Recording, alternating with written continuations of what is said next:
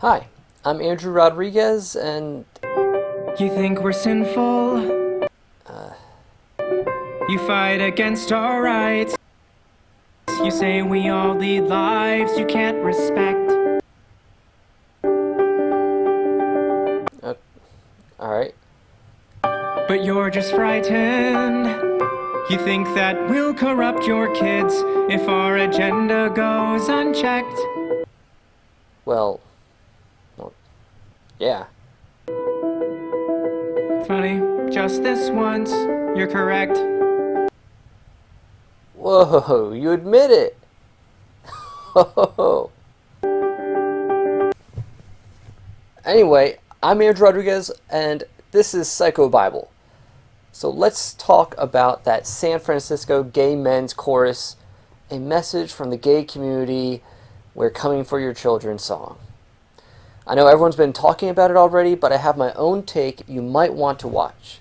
I'm going to use this commentary on this song as a springboard for a few points. I have a lot to say, so I'm going to split this into 3 videos. We're going to talk about the gay agenda. Okay?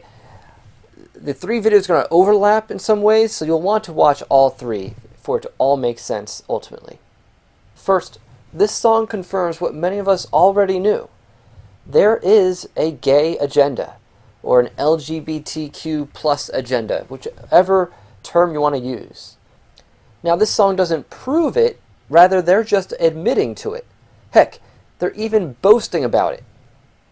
I'm not going to play the full song, partly to avoid any copyright issues, but mainly because I don't want that stupid song stuck in my head again. But here are the lyrics. You think we're sinful. You fight against our rights. You say we all lead lives you can't respect. But you're just frightened. You think that we'll corrupt your kids if our agenda goes unchecked. Funny, just this once, you're correct. We'll convert your children. Happens bit by bit, quietly and subtly, and you will barely notice it. You can keep them from disco, warn about San Francisco, make them wear pleated pants. We don't care. We'll convert your children. We'll make them tolerant and fair. Just like you worried, they'll change their group of friends. You won't approve of where they go at night to protest. Oh, and you'll be disgusted. So gross. When they start finding things online that you kept far from their sight, like information. Guess what? You'll still be all right. We'll convert your children, reaching one and all. There's really no escaping it, because even Grandma likes RuPaul. All right, first off, no, my grandma does not like RuPaul. I don't know many old ladies that do. No. And the world's getting kinder. Gen Z's gayer than Grindr. Learn to love, learn to vogue. Face your fate. We'll convert your children. Someone's got to teach them not to hate. We're coming for them. We're coming for your children. On and on and on it goes. Your children will care about fairness and justice for others. Your children will work to convert all their sisters and brothers. Then soon we're almost certain your kids will start converting you. The gay agenda is coming home. The gay agenda is here. But you don't have to worry, because there's nothing wrong with standing by our side.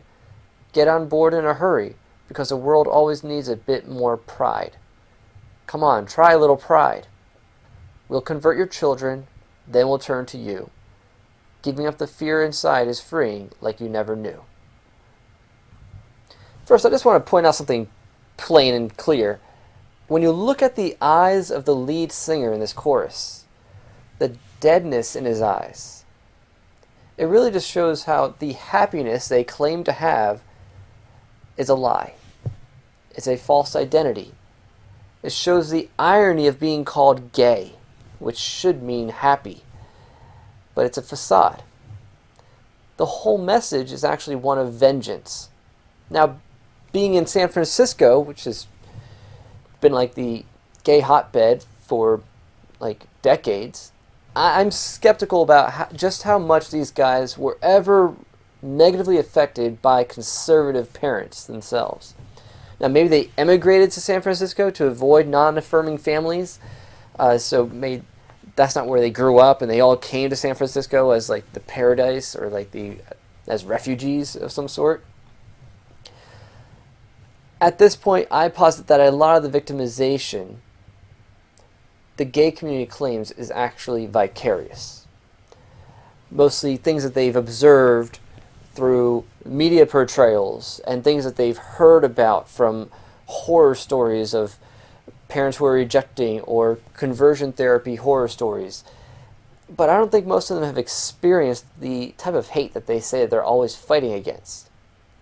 All that homophobia they claim is out there oppressing them is a myth, or like a mythos, that drives their movement.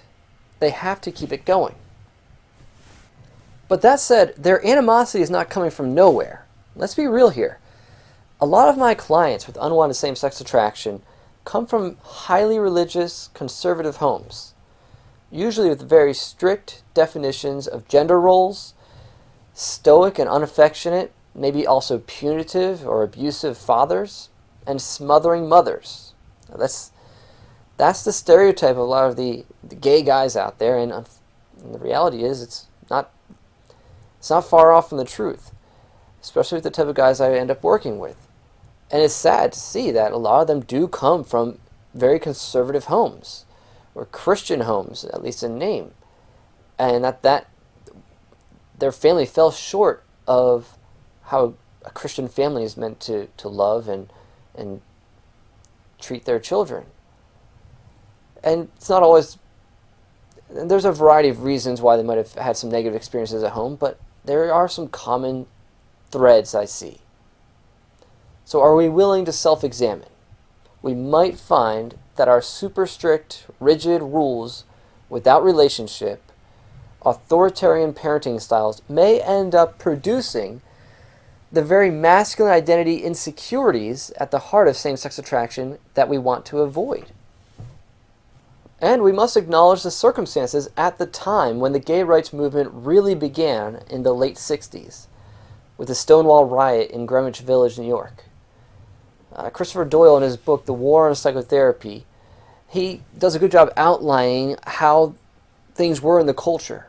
There are anti-sodomy laws in most states, and it put a lot of practicing gays in danger, because depending on the leanings of the judge, they could be fined, just like a small little fine that would be a slap on the wrist, or they could end up in prison.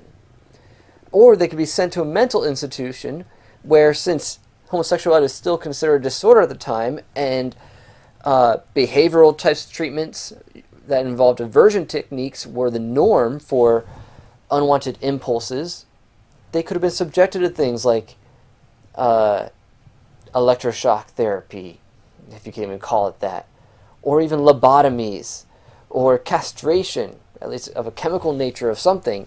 Like, yeah, there were some horrible things that practicing homosexuals experienced in the 60s and 50s. So there is, in that culture, a history of oppression that is valid. There were few safe havens for gays in the country at that time. In New York City, Greenwich Village was becoming a large gay community. However, operating a club primarily for gay-identified patrons in New York City was no easy task in the 1960s, because of the New York's state liquor authority's interpretation of post-prohibition laws categorizing homosexuals as lewd and dissolute. Any bar known to openly serve gays and lesbians would be considered disorderly and be put out of business. This created a situation that attracted organized crime and corrupt police. The mob ran the gay bars, and they frequently exploited the patrons by allowing police raids to pay off the police. Until June 28, 1969, when the police raided the Stonewall Inn, unusually for the second time that week, and at an unusual time, at like 1 a.m., which was peak hours. So a large crowd of patrons were present, and this time they had enough, and they fought back. And it led to like a 5-day riot. So it helps to understand the history of the gay rights movement. There's some reason for the animus there. There were legitimate times of systemic oppression and exploitation. But this narrative has never changed with the times as they've gained more and more ground. They talk as if Stonewall just happened last week. What other rights are left for them to secure? They made such progress in the past 50 years, especially in my own lifetime, because they've organized and employed a very sophisticated strategy. This song is an admission that there is a gay agenda, or rather an LGBTQ+ agenda. For years, the gay activists would mock conservatives who decried the gay agenda, who said there's a gay agenda coming after them in some way, trying to influence their kids, trying to take away our religious rights, to silence or infringe upon free speech. And they would say, no, there's no gay agenda. Yes, there is, and we've all known it. We can know that there's an agenda of the LGBTQ+ rights activist groups, like GLAAD and the HRC and Southern Poverty Law Center and so many others.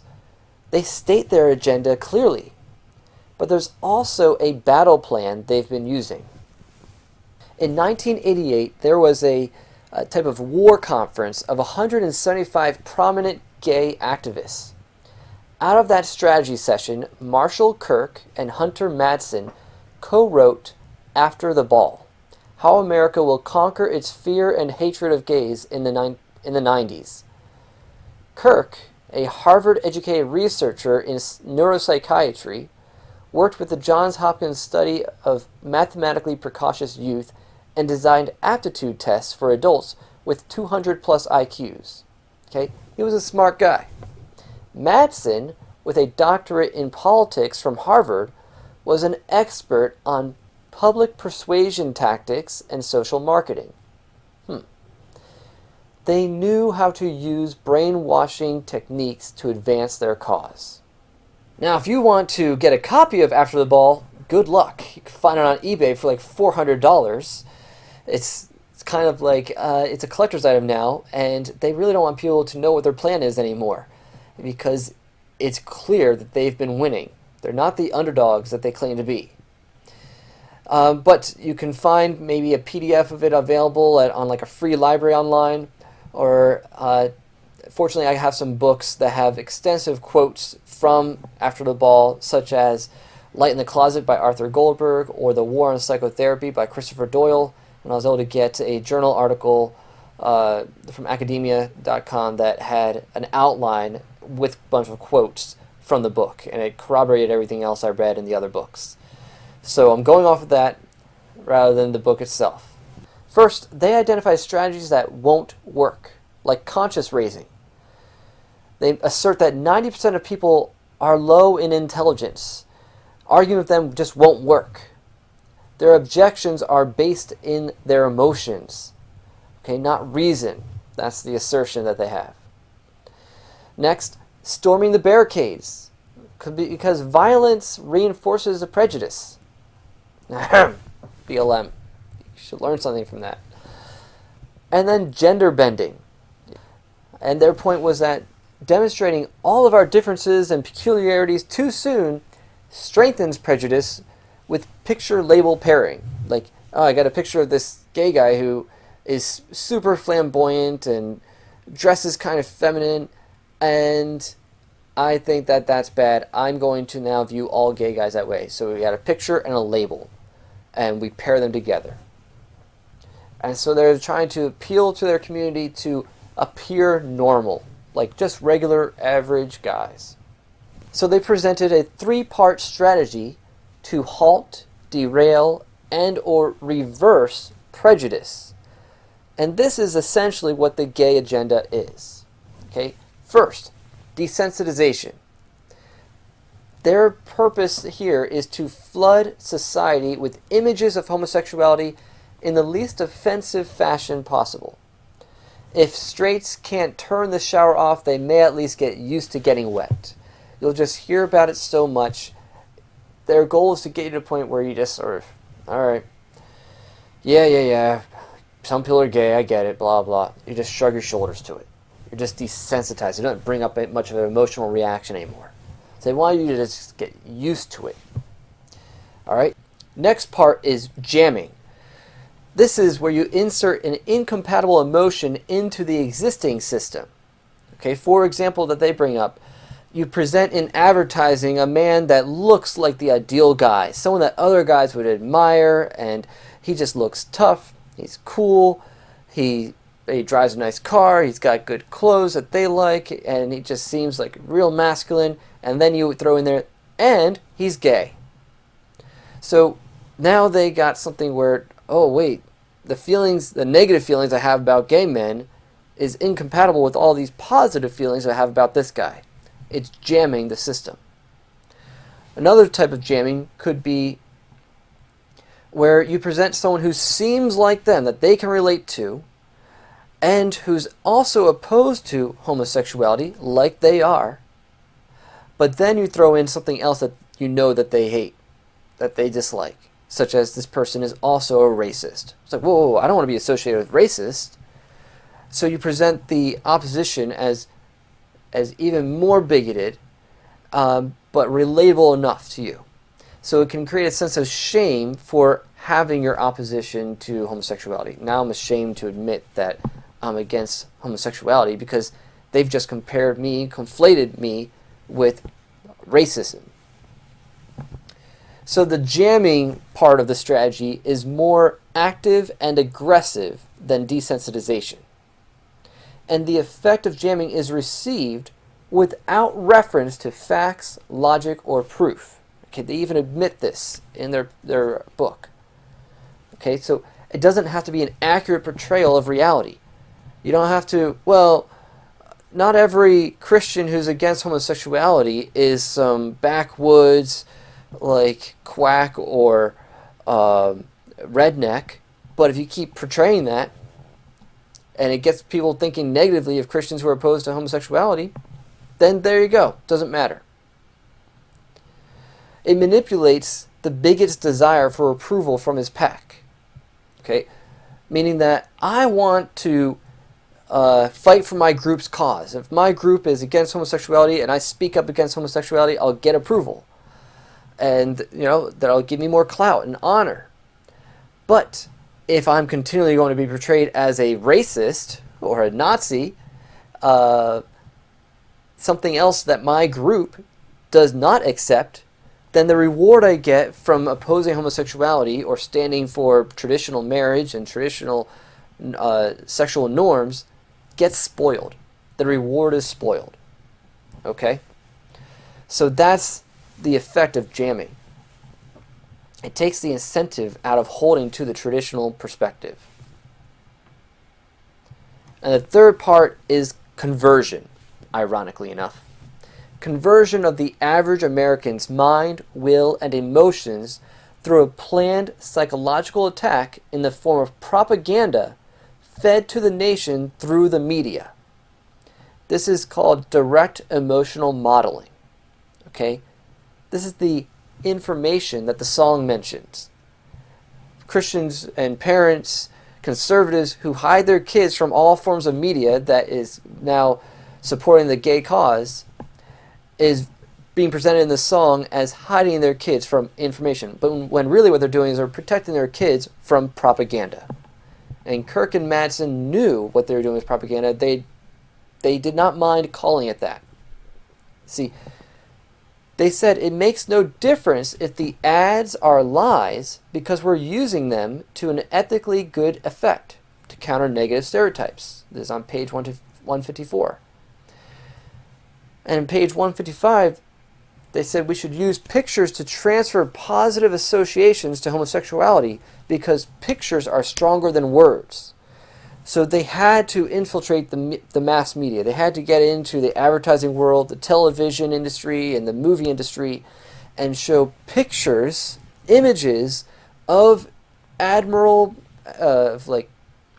attractive and admirable people who happen to be gay as well. Okay, so that there can be a positive association with homosexuality. On pages 162 to 163, they acknowledge that propaganda relies on emotional manipulation. Okay, this fits perfectly with what Jonathan Haidt talks about in his book, The Righteous Mind, where research shows that humans are really emotionally and socially driven, We're not rationally and individualistically driven. So we are going to care more about what the crowd is doing and fitting in, and we're driven more by our lower brain, or the emotional rather than rational side of our brain. Okay, so they understand that propaganda relies on manipulating emotion, gaining sympathy, even if it's not based on truth. So they also understand that propaganda relies on lies, falsehoods, exaggerations,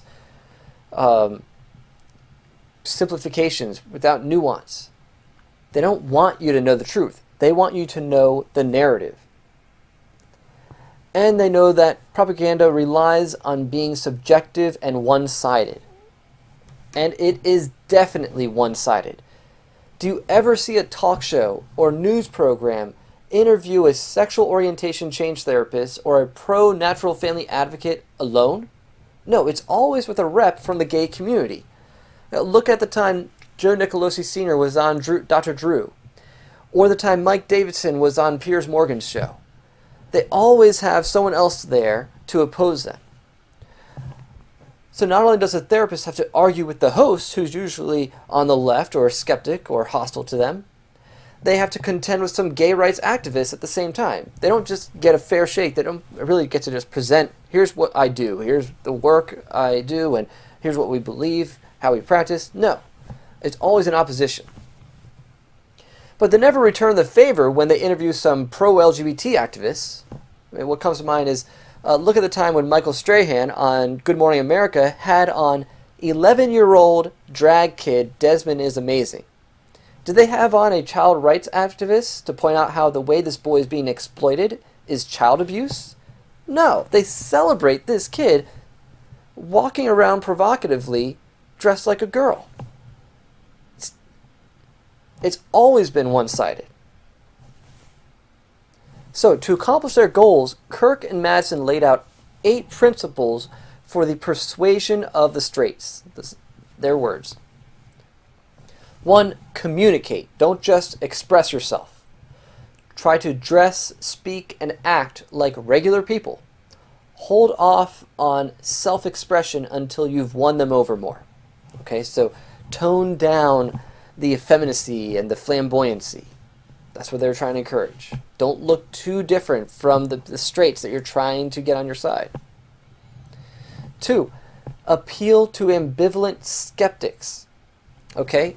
They sort of took the whole population and broke them into 3 groups, like almost a third, and a third. One was intransigents, rather opponents, usually for religious reasons, making up about 30 to 35% of the population. Then the ambivalent skeptics, who could go either way, who were like 35 to 45%. And then friends, who were either LGBT themselves or were allies, and they put them at 25 to 30%. I think that's a bit of an exaggeration at the time, at least maybe of those actually in the community, but maybe more allies were made up that number. So their tactic here is to silence religious opponents, persuade skeptics, and mobilize friends. 3. Desensitize by constantly talking about homosexuality, but hide the negative aspects. And here the aim is to get to that place of just shrugging your shoulders, like I mentioned earlier. They just want you to hear about it so much that it just, alright, whatever, okay, you're gay, alright, big deal, you don't care anymore. Talk about it until it's tiresome. I see this in comment sections all the time as the main reaction from normies, as we call them, who see gay marketing in their favorite comics, video games, shows, and movies. They're like, alright, well, what's the big deal? They're gay, alright? Like, tell me more about the character aside from their sexuality. They're not opposed to the sexuality per se. They're just kind of bored of hearing about it all the time. And guess what? That's all part of the agenda. Talk about it until it's tiresome. Why? Here's a quote from page 178. Constant talk builds the impression that public opinion is at least divided on the subject, and that a sizable block, the most modern, up-to-date citizens, accept or even practice homosexuality. So if you want to look current, you want to look like you're up with the times, you have to be down with homosexuality.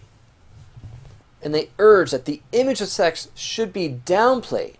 Okay? Don't talk about the actual sex itself, the very thing that they're actually advocating for, but rather reduce gay rights to some sort of abstract social question. Because they knew if people really heard about what it is we're doing in our bedrooms, that might cause more of a reaction we don't want them to be thinking about when we're advocating for normalization and acceptance of our practices.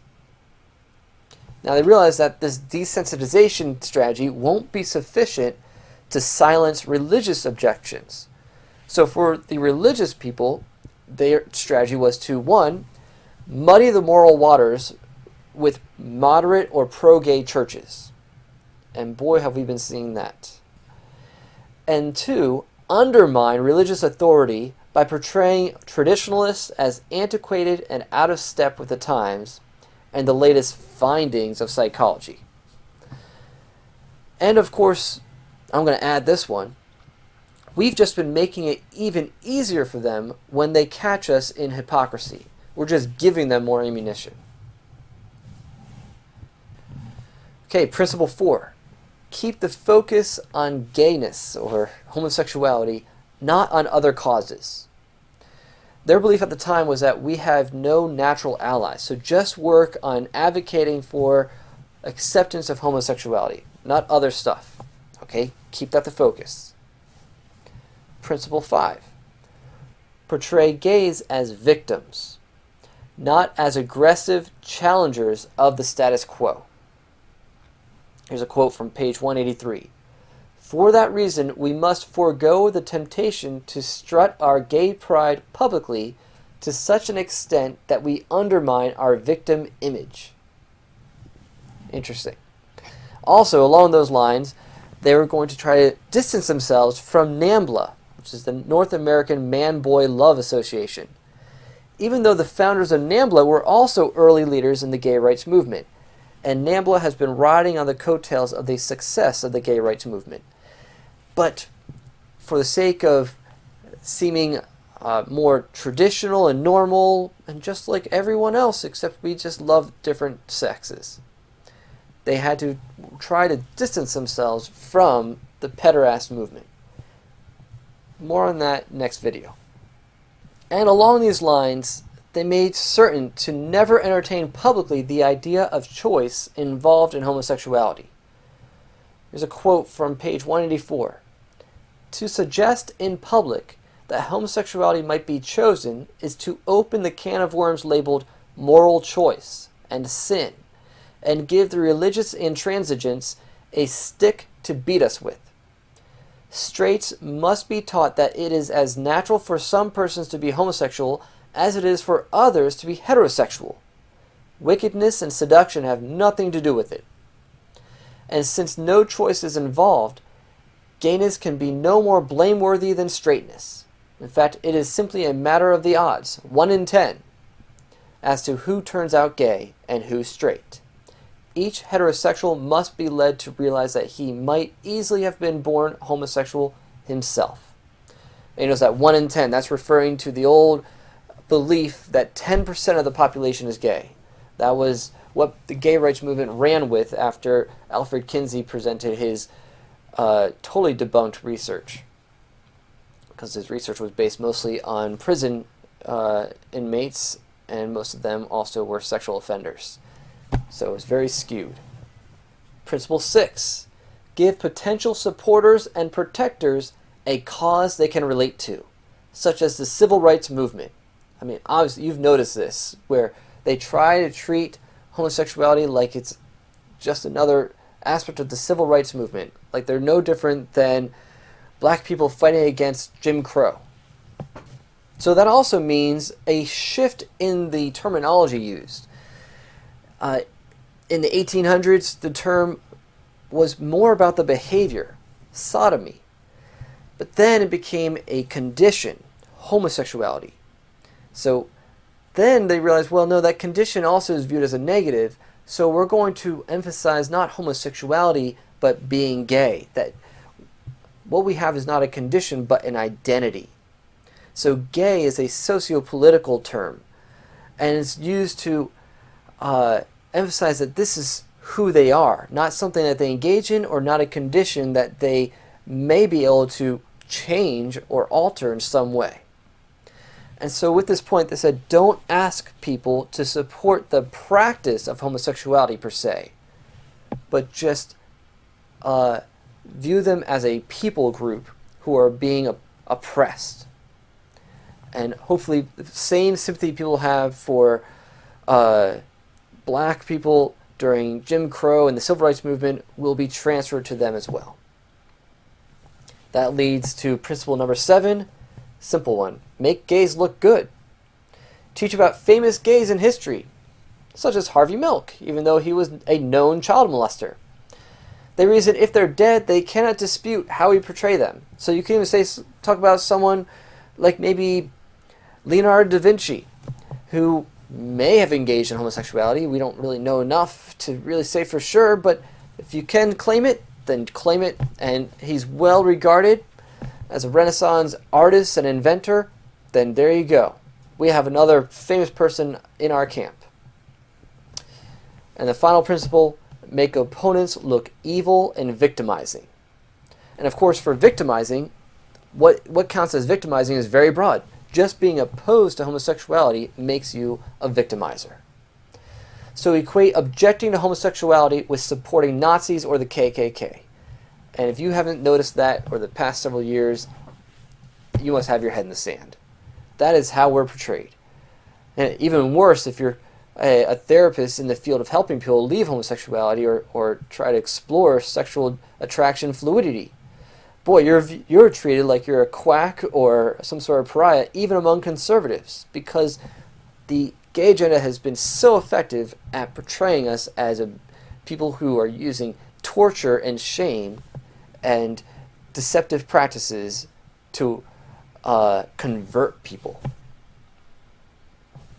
So that's the gist of the LGBT agenda outlined by Kirk and Madsen. But did they have the goods to back up their plan? You bet they did. Journalist Jennifer Bilek, I think that's pronounced right, did some investigating and identified just who's been funding the LGBT lobby. Though she was mostly following the money trail for the trans issue, she admitted that funding for trans and gay causes came from the same sources.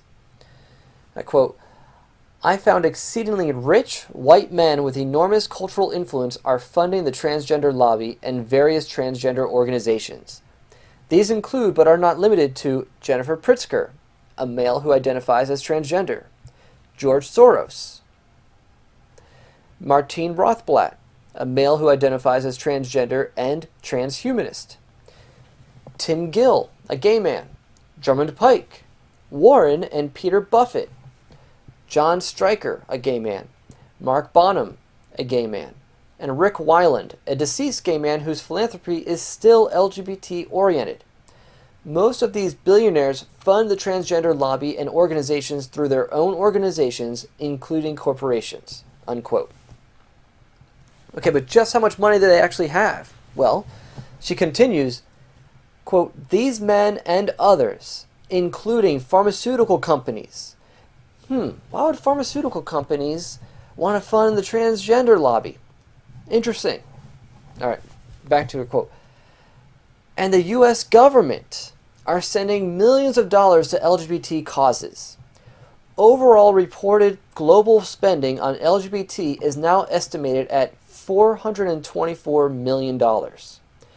From 2003 to 2013, reported funding for transgender issues increased more than 8-fold, growing at 3-fold the increase of LGBTQ funding overall, which quadrupled from 2003 to 2012. This huge spike in funding happened at the same time transgenderism began gaining traction in American culture. $424 million is a lot of money. Is it enough to change laws, uproot language, and force new speech on the public? To censor? To create an atmosphere of threat for those who do not comply with gender identity ideology? Unquote.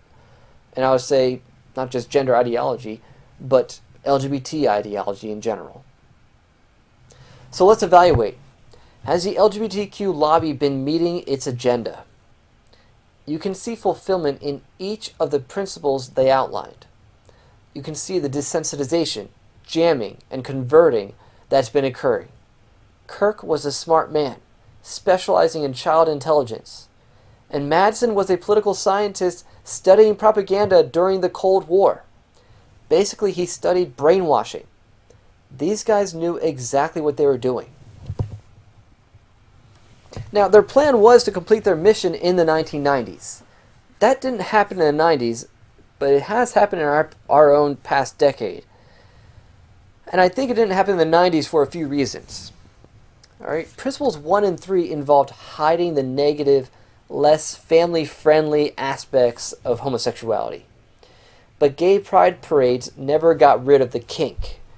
The men in leather straps and walking around half naked and being super flamboyant, that stuff continued from throughout the 90s and into the 2000s and today. To the point that now they're trying to say that kink is good. It's good to expose your kids to kink at gay pride parades. So they just couldn't help themselves. I know there are plenty of gay people who are embarrassed by pride parades because it's not a good look, and they've just never cleaned it up. Next, Principle 4 was to keep the focus on gayness. The belief was that they have no natural allies. But what started as gays and lesbians uniting later included the bisexuals, which really, the bisexuals are much bigger than just people who are exclusively attracted to the same sex. So it became GLB, gay, lesbian, bisexual. But then they started incorporating intersectional feminism. And so the acronym, or the initials, switched to LGB to give prominence to women and to not be accused of male domination. And then the transgender and transsexuals joined the coalition, making it the LGBT. And the reality is they realized that they alone are too small a demographic to make as big a dent as they wanted.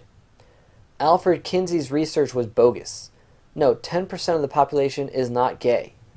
At least it hasn't been for most generations. It was more like 1 to 3% of the population. And so the letters in the coalition proliferated to some insane degree. It's now LGBTQIP2SAA.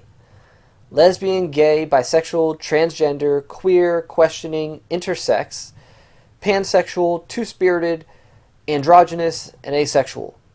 And just to be on the safe side, add the plus, so LGBTQ blah blah blah plus, which might also include gender non-binary, scoliosexual, which is being attracted to trans people, and minor attracted persons, the new fancy term for pedophiles and pederasts. And some groups in this coalition are at cross purposes, most notably the feminist lesbians and transgenders, particularly male to female transgenders. And some don't even belong in this coalition. Intersex don't belong in there. They're not necessarily at odds in their identity or in need of special rights. And we could also say that asexuals don't belong in there either, since their whole idea is that they have no sexual attraction or desire. So you could argue that they've gotten their focus off gayness itself by opening up to all these other sexual minority identities or all these other deviations from the sexual and gender norm. And I believe the other thing that held the 90s back was there were few ways to guarantee everyone was consuming the same media. Kirk and Madsen urged them to invade TV and magazines, since they are the most ubiquitous. But their influence really ramped up with the advent of smartphones and social media. At least in the past, we could rely on small, close-knit communities, like family and church, to help curtail the influence of the world. But now we have access to everything, and the world has greater access to us. our interests, our spending habits, our demographics, they'll come to you. Advertising can target you through your phone, through your email, through your smart TV, and feed you advertising that they want you to see. And over the past 10 years, we've seen a breakdown in-person socialization skills and a breakdown in communities. We've become more and more virtual. If the COVID-19 lockdowns revealed anything, it was that the government and media can convince people to forego in-person gatherings, such as with church or even with family, and rely instead on technology to socialize. Technology which the left all controls, and the left is pushing LGBT and authoritarianism. So the reality is Kirk and Madsen's vision has come true. Look at the numbers. For the greatest generation, baby boomers and Gen X, the percentage of the population that identified as LGBT has remained steady at about 3% at the most. Then millennials, from 2012 to 2020, it went from 5.8% to 9.1%. It almost doubled. And now Gen Z is starting off at 15.9% identifying as LGBT. Okay? They have converted most of the ambivalent skeptics and silenced the objectors. And they're not just converting people to become allies, but their agenda is most likely having an effect on the actual numbers of people identifying as LGBT. Because generations do not naturally change that much that quickly.